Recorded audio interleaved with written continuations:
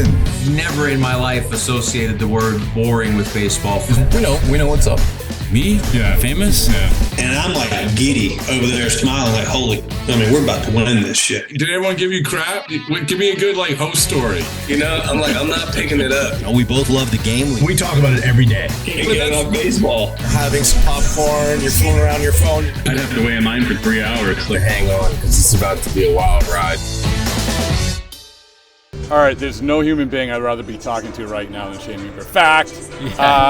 Insert Shane Bieber. No. It's true. It's because I've been, I just told you, we just had on Lucas Giolito and going through a whole year of how a year like this makes you evolve, makes you change, makes you a better teammate. It makes you a different perspective of baseball. I don't want to put words in your mouth, but I would imagine a lot of that is true, right? Yeah, you just talked to Lucas, and he and I are going through something a little bit similar, right? I think our timelines are maybe a month or two different, but you kind of hit the nail on the head there. It's definitely, I was already kind of changing the way I thought about baseball. I did a lot of work this offseason working on that. I thought I had rehabbed my elbow from last year, and I was falling back in love with pitching and really enjoying. Really? Really enjoying pitching again, and I always enjoyed it at a base level, but I was getting back to a point where I was really legitimately and genuinely having fun reading swings and competing. And unfortunately, I had a ligament that was failing, and so it's all part of the process. I'm looking at it as like a 50,000-mile tune-up, and I'm going to extend my career on the back half without a doubt, and hopefully be even better for it. But back to your question, it's definitely been a perspective shift and a perspective change. I've been able to enjoy so much time with my family, my wife, and we're pregnant, and we're just congratulations. It's awesome. Just, being with my teammates, the times that I've been able to join them, and especially right now, it's been awesome. I've been able to see the game from a different lens, and obviously learn so much, not just about the game and my teammates, but about myself and how bad I want to get back out there. And I've had so many good experiences, and I'm fortunate to have so many good experiences up to this point in my career that I have, to lean on going into this journey and my rehab, and that's what kind of drives me going forward. So I'm having a blast. You got me fired up. It's like you just threw me in the car with a cougar. It's lower the heart rate. But to go back to what you said about this off season, about falling in love with baseball, right? Again, there's sometimes you just hit that point where oh man, there's a reason why you walked on. There's a reason why you continued the career. There's a reason why you've done all this. Right. But still, you get wrapped up in the grind of it. Yeah. So talk a little just about that off season, about how the mindset of how not only physically, but how your mind shifted, I guess. Yeah, it's a great question, and it's hard to say I was falling back in love. I never fell out of love with baseball. This is I'm so blessed to be able to do this on a daily basis. I've always felt that way, but for a while I was kind of fighting myself while competing on the mound, and that's not what you ask any pitcher. That's not where you want to be. I was thinking about, where was I, on my back leg on that, instead of just putting it down and competing my ass off, And so I finally got to a spot this off season. I did a lot of work with, my usual people over in Scottsdale, and I started going to Driveline, and it wasn't any velo training, but more pitch repertoire, and they actually helped me scale back my work. Did they really? Part of the reason First ever person to do that.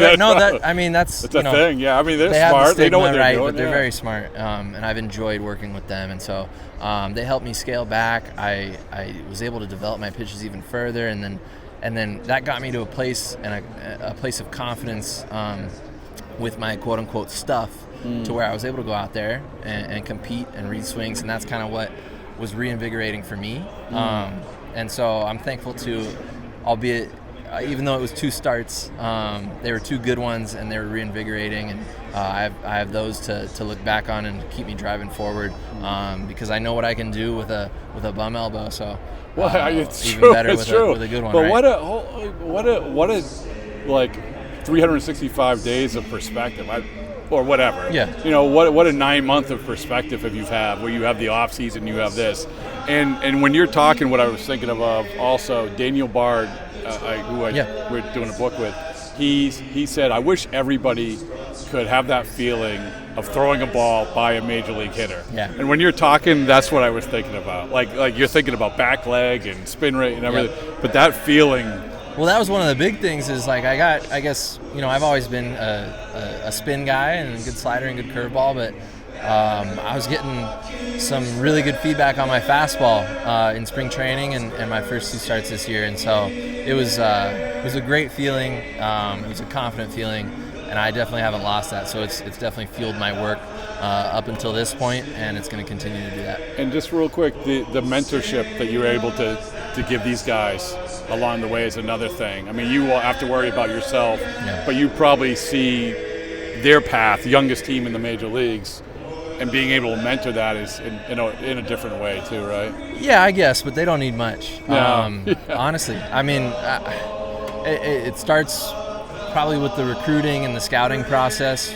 We tend to, there's a formula. I don't know exactly what it is, but there is a formula, and we tend to bring in really good guys, obviously great competitors, great athletes, but great personalities. And so that's no different in this clubhouse and this one specifically right now and this year. What they've been able to do, and everybody's stepping up. It's been a pleasure to watch. It's such a unique team, man. It is a unique team, and I think they know that, and I think that's important. And they have fun playing ball, and it's a joy to be a part of. It's a joy to watch, both from the dugout, from afar when I'm rehabbing, wherever it may be.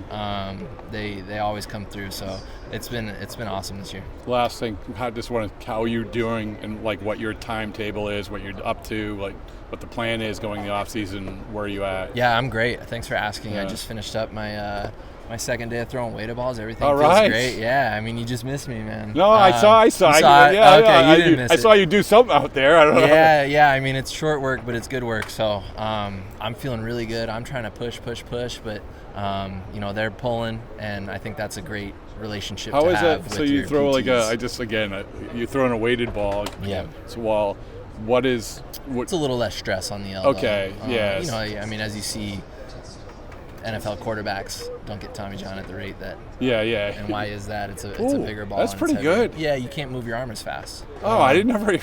So I guess that's. Wow, that's awesome. I mean, don't. No. I don't know. I do not remember one single person doing that. Yeah. So I'm fairly certain that's the science behind it. It's just you're able to rework your mechanics and get your body used to it at a slower pace, and then you gently build up. And so everything's feeling really good. Like I said, I appreciate you asking, and I'm pushing as much as I can. They're pulling. I think that's a good place to be for me. Is it? I know timelines.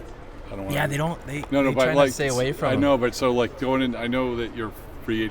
Yeah. So this isn't leverage. This isn't anything. But just sort of, are you optimistic going into that spring training might be semi-normal? I know that Tommy John's role. Yeah.